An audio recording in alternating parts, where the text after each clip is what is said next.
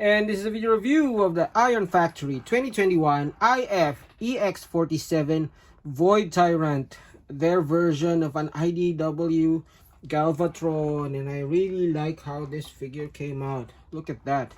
Lots of posability.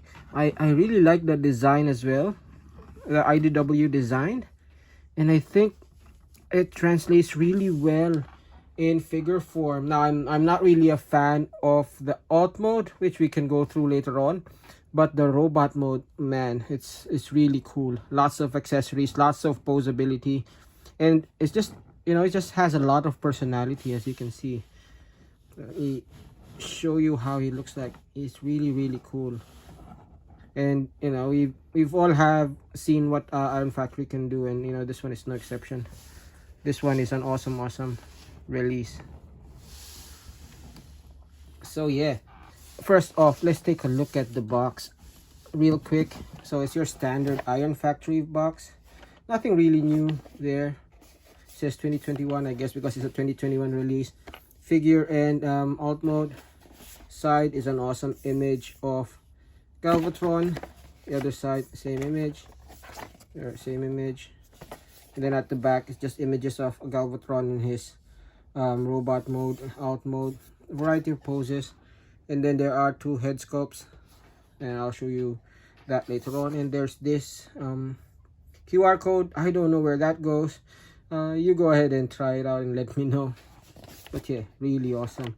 So let's take a look at the accessories he has. Now, as in all Iron Factory figures, he does come in this plastic tray. You'll find that he's got a robot there, the alternate head, the axe, as well as his ion cannon, or whatever it's called, particle cannon, sorry. Yeah. And then at the back, you'll see a baggie with all of the accessories. Before we go through that, there's also this set of instructions, which, you know, is clear enough. Transformation is really simple. Like I said, I don't really care about the alt mode, but it looks good enough. And I don't recall seeing his alt mode in the comics anyway.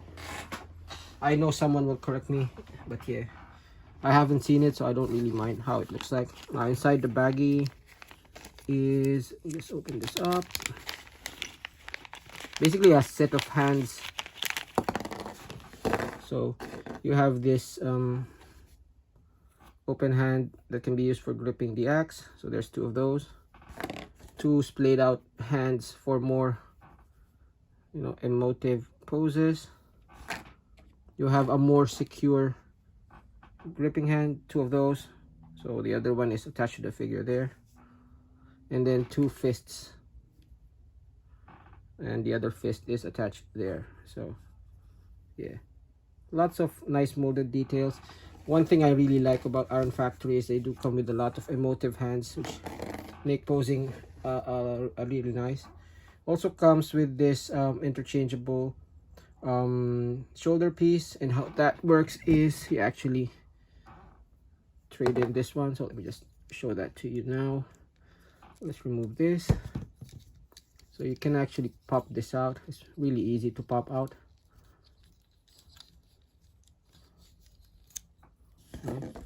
So as you can see, there is a peg and that thing there. You just actually pop that peg there and then try to slide that there. Right. I haven't really tried this out just because I don't really care for it, but you know, let's do it anyway. There you go. And the main difference is that it does have this hole there, which I believe is, let me just double check if the instruction says what it's for. It actually, I don't really go for the instructions, so no, the instruction doesn't really say what it's for. But what I believe is, you know, you can fold this, and there is this extra peg that I don't really know what it's for. Then I realized, you know, you can actually peg that in there. So I believe it's just an extra peg, so for when you want to have him hold his cannon the more traditional way. A bit tight, but yeah, that can be done. I don't really like that look, to be honest, but you know, it's an option if you prefer Galvatron having his cannon like that, a la the Titans Return figure. Now the hands itself, they just really pop out easily. So as you can see, it's just a small ball. There's just a hole. So if we wanna say swap this hand with this hand, it can be done quite easily. And then for the axe, it is this large black axe with gunmetal details on the tip. It really looks really good actually. I really like how this came out. And then you can actually split it in three for when you want to connect it to the hand. So you just split that and then you just push it in the hand, and then there you go. So you can do single hand wielding action and double wielding action. Let me just attach it to the figure and show you how it looks. Now it will look something like this, dual wield, which is not too bad, although having both gripping hands on it actually limits the amount of posability you can do. What I actually do is I use one of the open fist hands to support and just have one grip it. So let me show you how that looks quickly. So like with this option, right, you just pop in the other hand. Oh, this is actually gummy. I just realized how gummy this is. So you can actually have him hold that one firmly with one hand and have this guy pseudo hold it. You know, just have it resting on it. And that gives you a bit more flexibility in terms of the posability. And I'm thinking of making a more you know, my posing video number 2 on this guy, or maybe Darius, or maybe a combination of two, just so you let know. But yeah, I think it's better to have it there. Actually, the other option is to just use both.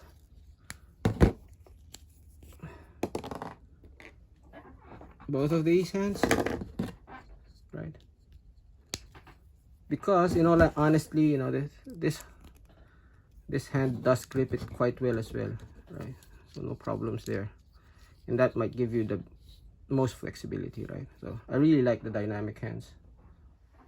Now the last thing I wanted to show you are the head sculpt. So head sculpts. So there are two head sculpts. This is actually the alternate head. I prefer the alternate head just because I think it's better proportion to the body. I know it's just an optical illusion because the head's actually the same size, but the crest makes it a bit bigger. But I like the size of this head.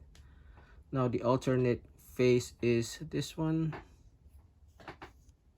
So see, exactly the same size. The face design is slightly different as well. The chin design is different, but the main difference is actually the head. So while this one has a more traditional crest for Galvatron, this other one has the crown that is more akin to IDW. Oops, let me find that quickly. Okay, found it. So it is a more IDW designed head, which is, you know, personal preference really with which one you want. Now how it attaches is, so you have the option actually just popping it out. I think that's okay, but it's safer to use like a small screwdriver, unscrew the head and switch it. So yeah, I'm not gonna show you because I don't have the screwdriver here, but it's just a matter of doing that. I prefer the IDW, the G1 head, not because of the design, but because of how big it is relative to the body. I think I prefer this one. So yeah, but up to you. Oh, I forgot to show you the actual fusion, the particle cannon. So it's actually quite nice as well. It's not your typical, I mean, it does have the high level designs of the Galvatron cannon, but it's more stylized, akin to IDW. Really nice. And has that connection port to the shoulder or connection port to the arm. Sorry.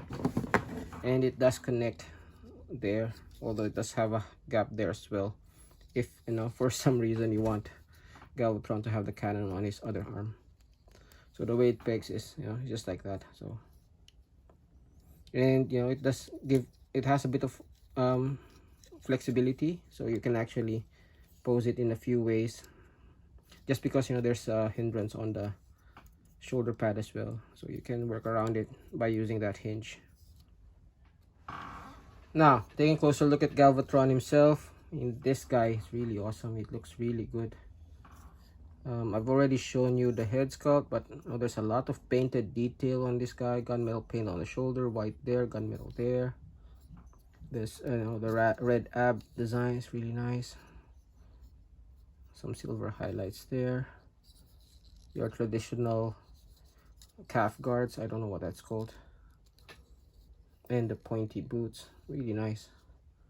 From the side, it does have a minimal profile, typical Galvatron cable, and I like the long pylon at the back, typical Galvatron pylon. So really nice design. Now, as in most IDW figures, this guy features a lot of good posability. So in the head, it's on a ball joint, and it does tilt in all possible directions a great amount. So lots of emotive expressions there. Can go around on this shoulder joint. You can go all the way around. You can go straight out. So this shoulder pad does move out of the way, so it can go all the way out. Has a double joint on the elbow, which is really nice. This is all on ball joint, so it does go out of the way as well if you need it. The hand itself is on a ball joint, so it does tilt and swivel, really nice. It has an ab crunch. He has an ab crunch. No, not a lot of ab crunch, but enough for both expressive poses. Swivel. The hip skirts go out of the way. This one also goes out of the way. It goes all the way forward, all the way back, all the way to the side. Swivel.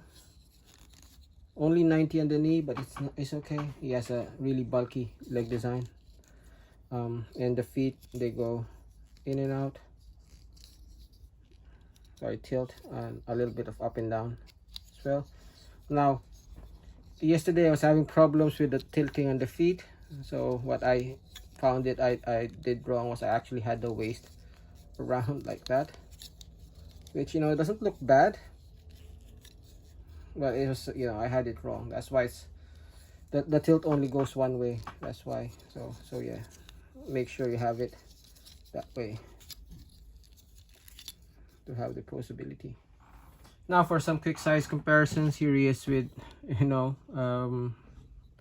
Siege or Warfare Cybertron Bumblebee. This one was from the Bumblebee Buzzworthy Bumblebee set, so that's how high he is compared to that.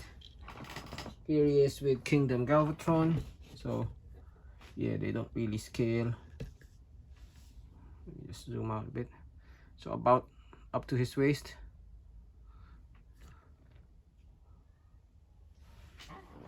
Now here he is with a couple of Iron Factory figures. Here he is with Optimal Optimus.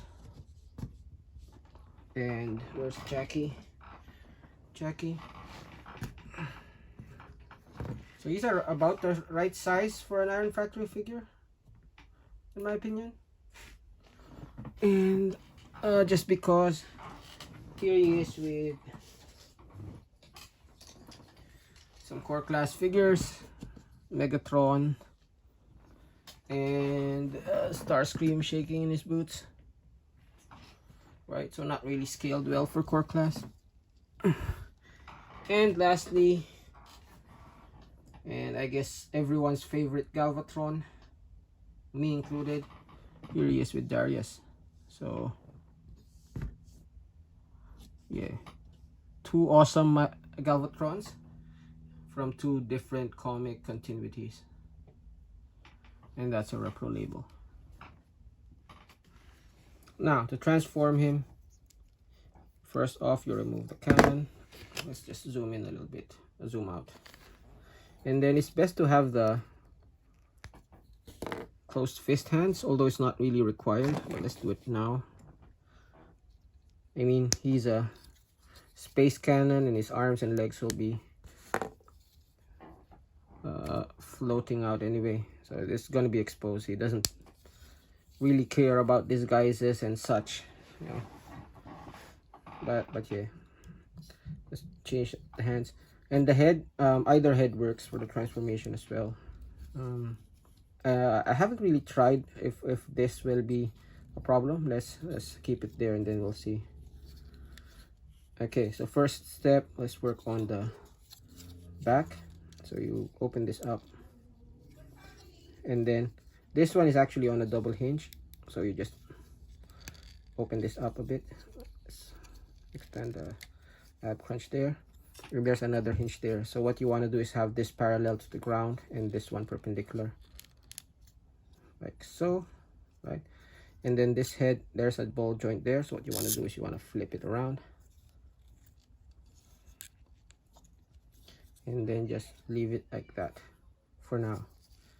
Okay, now let's work on the legs. So on the legs, you need to open it up there and have it all the way flush like that.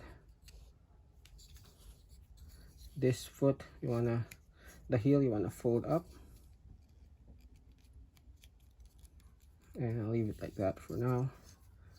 And then these parts, as you can see, there is a peg there that will slot there, and then there is a peg there that wants to attach to the other leg, which I'll show you later on. What you want to do is you want to accordion this in, right? But you want this pointing outwards, so something like that, right? Just leave it like that for now. Let's do the other leg. Same thing.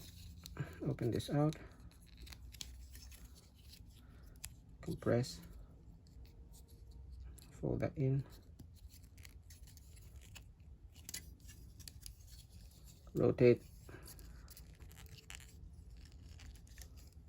put that out. Make sure the slot is facing outwards. That is the slot that you want to peg that in, so just accordion that out.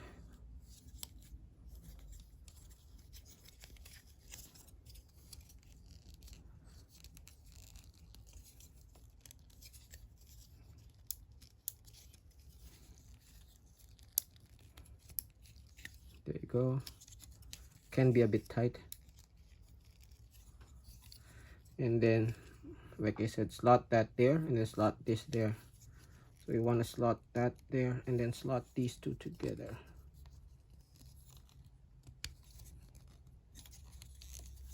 This should be a bit more parallel. Let's see.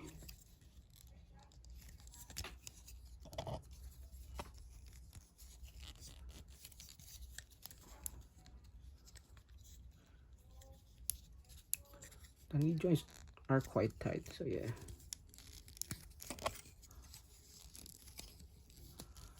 Okay, so there you go. This one's not parallel. There you go. Oops. And then you just slot them together all the way in. All the way in. There you go. Yep, and once that's done, you rotate at the waist. Those two pegs right there will slot onto those two slots there. So you wanna go this way, make sure this is parallel.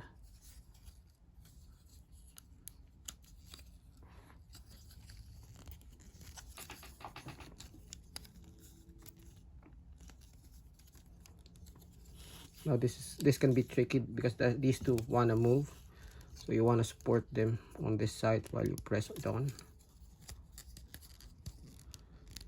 There you go. Bottom half done. Now for the top half, this one is the annoying part. Oh, let's just push these legs together anyway, or feet together. This is the annoying part. So what you want to do is you want to rotate this down, and then rotate it. Is it down or up? Oh, up, sorry. And then have that slot go into that peg over there. So how it's gonna be situated is somewhere like that, and just peg that in.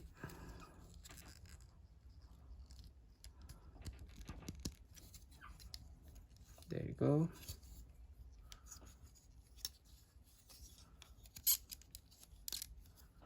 And then do the same on the other side.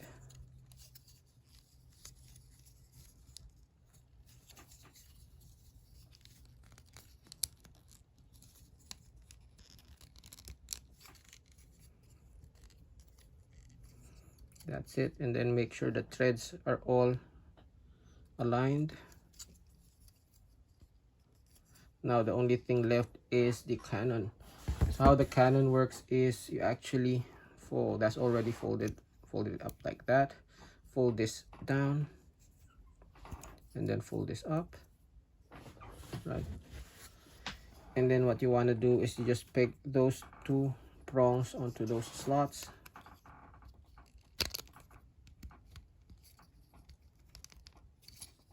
I'm not sure if you're supposed to peg that there, because it doesn't align, so I just leave it unpegged, right? Oh, and you're supposed to lift this up as well. So yeah, that is Galvatron in his cannon mode. Now his cannon mode is a little bit meh for me. I mean, it's something, but it's also obviously a robot folded in itself. You know, you can even squint and see the head there. But you know, I chalk it up to Galvatron not caring about disguises and shit. He's a giant old cannon, gonna destroy you, so it doesn't really matter if you actually see him or not. Right now, the way his threads are situated is actually permanently pointing up. I guess you can adjust this and unpeg that if you want him more forward looking, but you know, I don't really care. Just leave it like that. That's fine. Now I did show you at the beginning that he is compatible to your Blast FX, so it's a bit tight, but it does work. So you can have him shooting his cannon at, you know, this guy.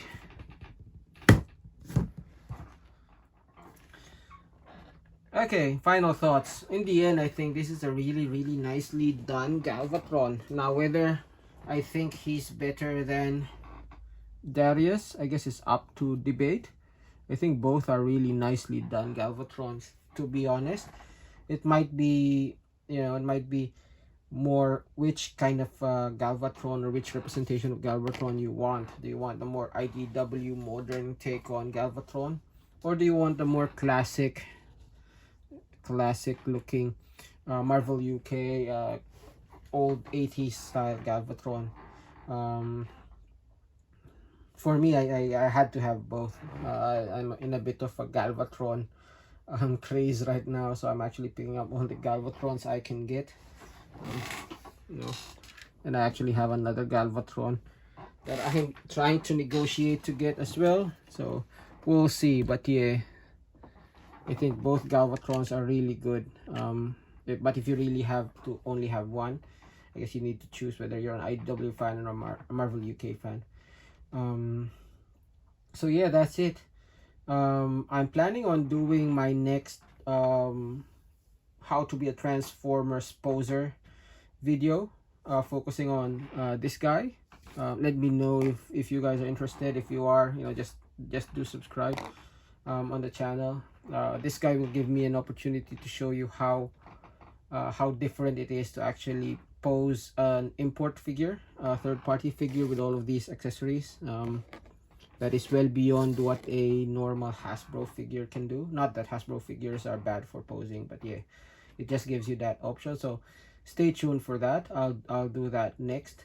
Otherwise, you know, this has been Grim Trigger, and this has been the awesome Iron Factory Void Tyrant, their take on Galvatron.